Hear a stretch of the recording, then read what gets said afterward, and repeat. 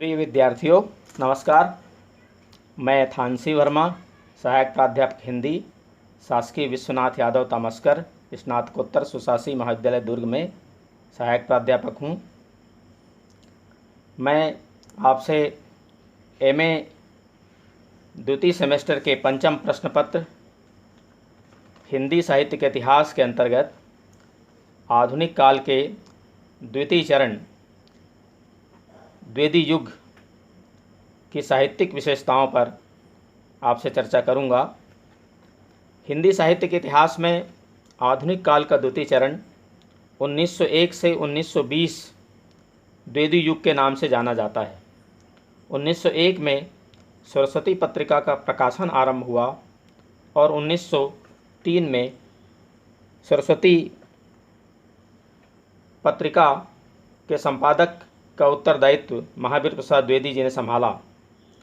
द्विवेदी जी ने खड़ी बोली को गद्य के साथ पद्य की भाषा के रूप में प्रचारित प्रसारित करने के साथ हिंदी भाषा का परिष्कार तथा स्वरूप निर्धारण का महत्वपूर्ण कार्य किया।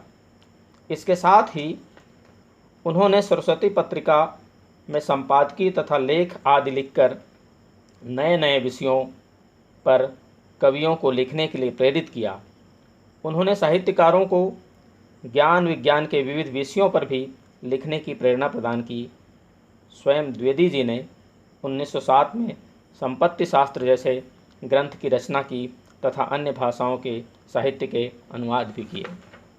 यह अपने आप में एक बहुत बड़ा कार्य था, जिसके कारण हिंदी साहित्य के इतिहास के आधुनिक काल का द्वितीय चरण का नामकरण आचार्य महावीर प्रसाद द्विवेदी के नाम से अभिहित किया गया।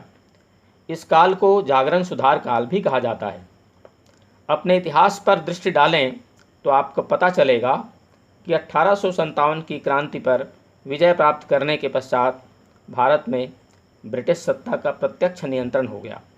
औपनिवेशिक शासन को मजबूत बनाने तथा आर्थिक शोषण की प्रक्रिया को तेज करने के लिए रेल, डाक, तार आदि सुविधाओं का विकास किया गया।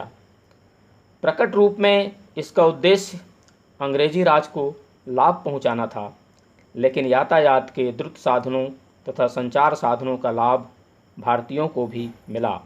परस्पर विचारों का आदान प्रदान ने भारतीयों में नवीन चेतना का प्रसार हुआ।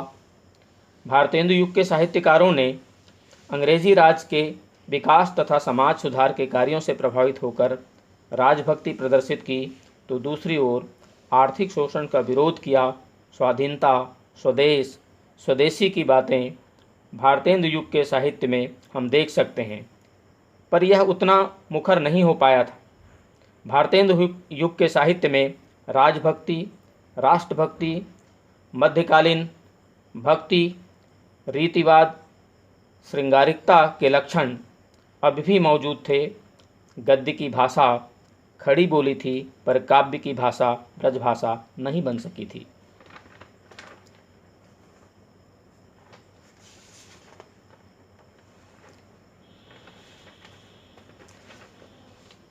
द्विवेदी युग के कवियों ने पश्चिमी सभ्यता के मनुष्य और मनुष्य के बीच समानता, बंधुत्व का भाव, वैयक्तिक स्वतंत्रता के आदर्श को स्वीकार कर भारत में स्वाधीनता की चेतना तथा सामाजिक जागृति का प्रचार प्रसार किया। वैज्ञानिक शिक्षा, तर्कवाद के सहारे धर्म के वास्तविक स्वरूप की खोज की, सामाजिक रूढ़ियों तथा अंधविश्वास को दूर करने का प्रयास किया। इस कार्य में महावीर प्रसाद द्विवेदी ने सरस्वती पत्रिका के माध्यम से अपने युग का नेतृत्व किया। मैथिली शरण गुप्त, अयोध्या सिंह उपाध्याय, रामचरित उपाध्याय, नाथूराम शर्मा शंकर, गया प्रसाद शुक्ल सनेही, सियाराम शरण गुप्त, राम नरेश त्रिपाठी, श्रीधर पाठक, मुकुटधर पांडे, रूप नारायण पांडे, लोचन प्रसाद पांडे जैसे कवि उस युग के महत्वपूर्ण कवि थे। भारत भारती, साकेत, यशोधरा, प्रिय प्रवास, राष्ट्र भारती, जगत सच्चाई सार, लोकमान्य तिलक जैसी राष्ट्रीय चेतना पैदा करने वाली इस युग की महत्वपूर्ण रचनाएं रही हैं। अनुवाद तथा ज्ञान विज्ञान के क्षेत्र में विकास संबंधित लेख भी लिखे गए। अब मैं आपसे द्विवेदी युग की साहित्यिक विशेषताओं पर चर्चा करूंगा।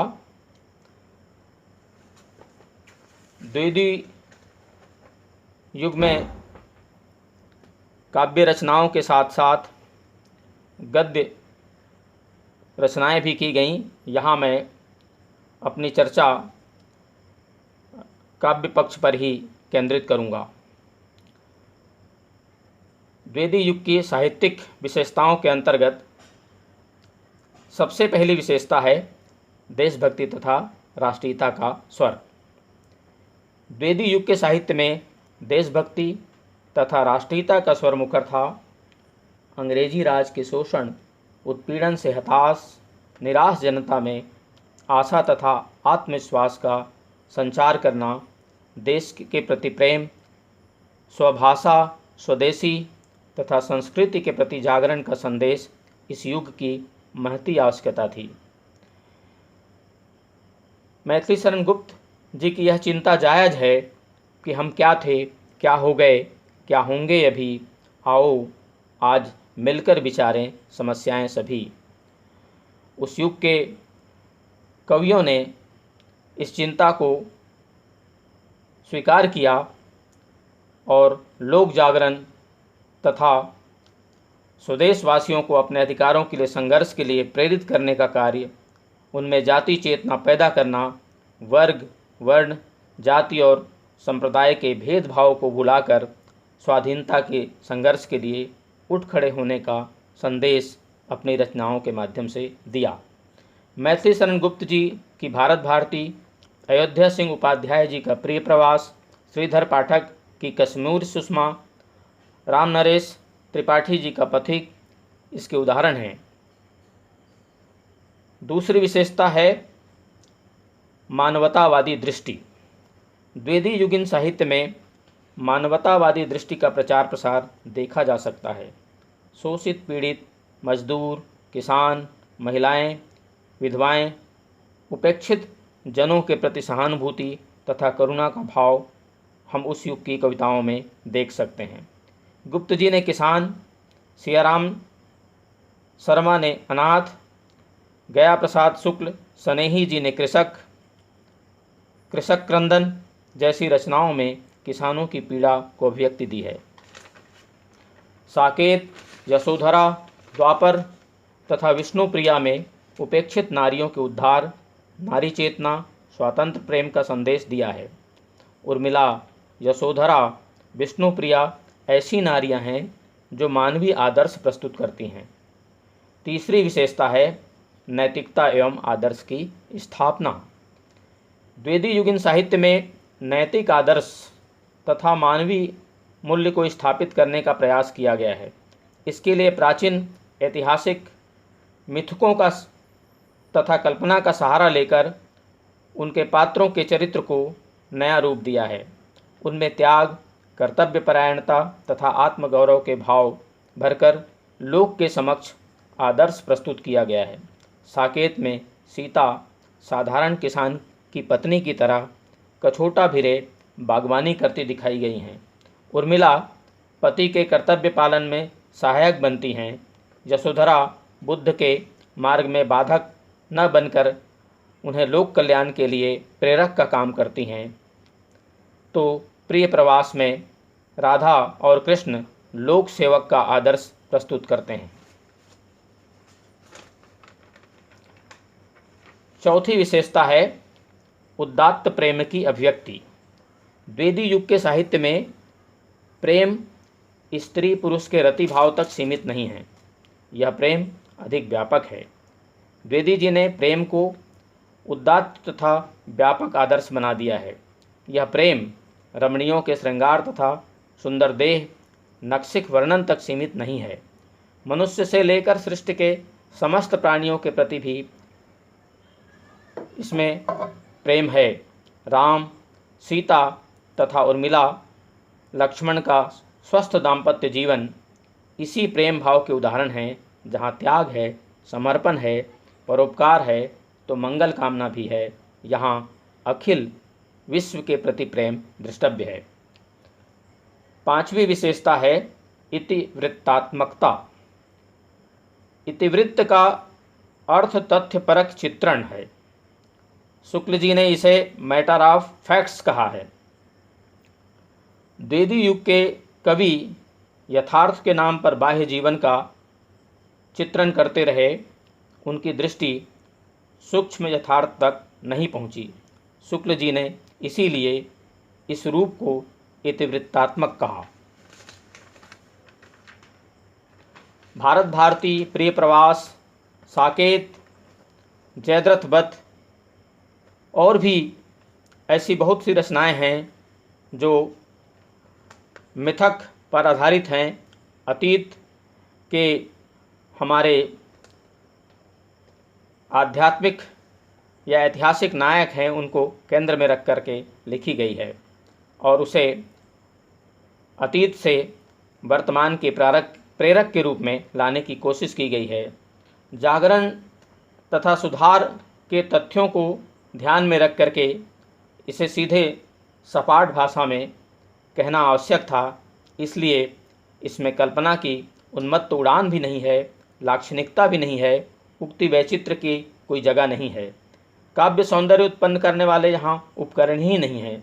संभवतः इसीलिए दिनकर जी ने इस काल की कविता को शुभ्रवसना सन्यासिनी कहा है। सातवीं विशेषता है धार्मिकता और ईश्वर के प्रति दृष्टि। द्विवेदी युग की धार्मिक चेतना व्यापक है, वह भगवान तक सीमित नहीं है। इस युग का साहित्य लौकिक जीवन से संपृक्त है, सांप्रदायिक नहीं है। मानवतावादी आदर्श से परिपूर्ण होने के कारण उनमें दलितों, उपेक्षितों तथा शोषितों के प्रति सहज करुणा का भाव है। गुप्त जी के राम मानव हैं, अपने मानवीय गुणों का विकास करते हुए ईश्वरत्व को प्राप्त करते हैं। गुप्त जी का यह प्रश्न कि राम तुम मानव हो, ईश्वर नहीं हो क्या, विश्व में रमे हुए नहीं सभी कहीं में हो क्या, मानव सेवा में ईश्वरत्व को पाने का आदर्श यहाँ उपस्थित है। गोपाल शरण सिंह की कविता में जग की सेवा करना ही बस है सब सारों का सार, और प्रिय प्रवास के राधा कृष्ण के लोक सेवक के रूप में आना और प्रिय प्रवास में राधा का ये कहना कि प्यारे जिएं जगत हित करें, गेह चाहे ना आवे, यह इसी का उदाहरण है। सातवां है नवीन विषय तथा विविध काव्य रूप। महावीर प्रसाद द्विवेदी जी ने सरस्वती पत्रिका का संपादन करते हुए नए नए विषयों पर लिखने के लिए प्रेरित किया। स्वयं कवियों की उर्मिला विषयक उदासीनता जैसे निबंध लिखकर साहित्य के उपेक्षित पात्रों की ओर ध्यान आकृष्ट कराया, तो दूसरी ओर ज्ञान विज्ञान तथा कला के दूसरे विषयों पर लेखन की प्रेरणा दी। स्वयं उन्होंने 1907 में संपत्ति शास्त्र जैसे ग्रंथ लिखकर अंग्रेजी राज के आर्थिक शोषण की प्रक्रिया को उद्घाटित किया। द्विवेदी जी के युग में साहित्य की विविध विधाओं पर लेखन हुआ। कविता, कहानी, निबंध, उपन्यास, नाटक, आलोचना, पत्रकारिता आदि। इसी के साथ साहित्य के विविध रूपों का विकास भी देखा जा सकता है। महाकाव्य, प्रबंध काव्य, खंड काव्य, मुक्तक के साथ मुक्त छंद का भी आविर्भाव हुआ। ज्ञान के प्रचार प्रसार के लिए, हिंदी साहित्य को समृद्ध करने के लिए अंग्रेजी, बंगला, मराठी, संस्कृत भाषाओं के कृतियों का अनुवाद किया गया। आठवीं विशेषता है परंपरानुवर्ती तथा स्वच्छंदतावादी काव्य। ये दो तरह की बातें हैं। एक तरफ द्विवेदी जी के युग में भाषा तथा शिल्प के स्तर पर नवीन काव्य धारा विकसित हो चली थी, परंतु अतीत के भक्ति काल की भक्ति और रीतिकाल की रीति, श्रृंगारिकता की प्रवृत्ति कुछ कवियों में तब भी बनी हुई थी। जगन्नाथ दास रत्नाकर, सत्यनारायण कविरत्न, वियोगी हरि जैसे कवि ब्रज भाषा में काव्य रचना कर रहे थे। जगन्नाथ दास रत्नाकर ने उद्धव, सत्यनारायण कविरत्न ने भ्रमर गीत, प्रेमकली और वियोगी हरि जी ने वीर सत्सई की रचना ब्रजभाषा में की। द्विवेदी युग में दूसरी ओर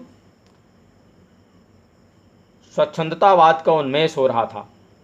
श्रीधर पाठक ने अंग्रेजी कवि गोल्ड स्मिथ की रचनाओं का पद्यानुवाद कर हिंदी में स्वच्छंदतावाद का उद्घोष किया।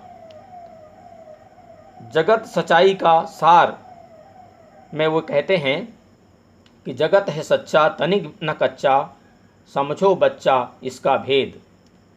यह लिखकर जगत के मिथ्या माया मानने वाली विचारधारा का उन्होंने खंडन किया। इस विचारधारा को इस युग में देवी प्रसाद पूर्ण, मुकुटधर पांडे, लोचन प्रसाद पांडे, रूप नारायण पांडे ने आगे बढ़ाया। यही आगे चलकर छायावाद के रूप में सामने आया।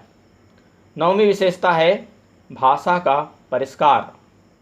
भारतेंदु युग में गद्य की भाषा खड़ी बोली थी, किंतु काव्य की भाषा ब्रजभाषा नहीं बन पाई थी। द्विवेदी जी ने नवीन युग और परिस्थितियों को व्यक्त करने के लिए खड़ी बोली को प्रतिष्ठित किया। गद्य एवं पद्य दोनों की भाषा खड़ी बोली के रूप में स्वीकार किया। खड़ी बोली के व्याकरण सम्मत प्रयोग तथा शुद्ध विन्यास पर बल दिया। बोझिल समासयुक्त पदों, क्लिष्ट शब्दों के स्थान पर सहज सरल जो जनता के समझ में आ सके ऐसे शब्दों के स्थान दिया। इस तरह खड़ी बोली को आम आदमी की भाषा के रूप में प्रतिष्ठित किया। 10वां है छंद विधान। द्विवेदी युग की कविताओं में विविध छंदों का प्रयोग भी हुआ है। अलग अलग कवियों ने अपने अपने ढंग से कई छंदों का प्रयोग किया है। दोहा, चौपाई, कवित्त, सवैया, घनाक्षरी, छप्पय जैसे परंपरागत छंद तो इस युग में लिखे ही गए। संस्कृत तथा उर्दू के छंदों का प्रयोग भी किया। नवीन युग की चेतना के अनुरूप सानेट के चतुष्पदी और अतुकांत छंदों का प्रयोग भी इस युग में हुआ। धन्यवाद।